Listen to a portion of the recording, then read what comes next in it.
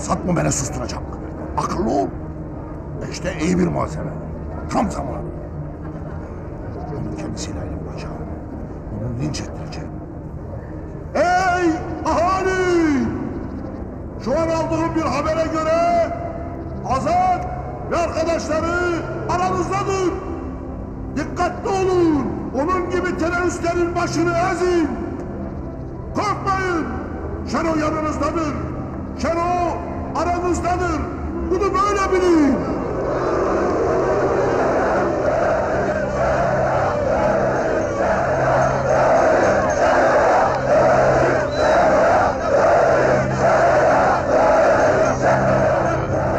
Şuradan bir an önce dönelim abi.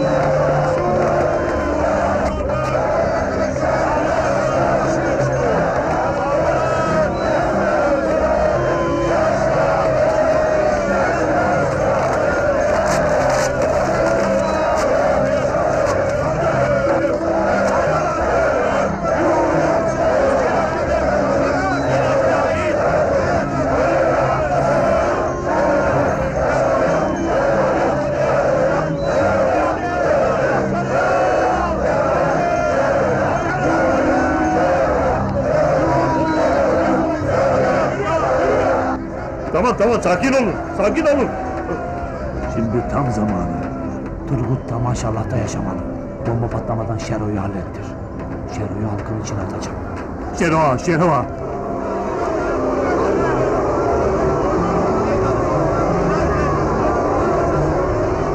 Maya tutmadı. Silahlar geri tepti. Atla aşağı. Bunlar yukarıda gelirler ağam.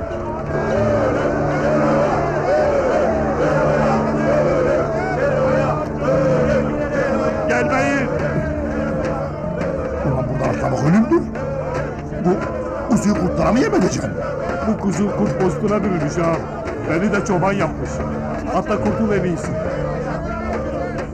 Yoksa seni vuracaklar. Tamam maşallah. Beraber atlayacağız. Geldiler ağam. Atla ağam.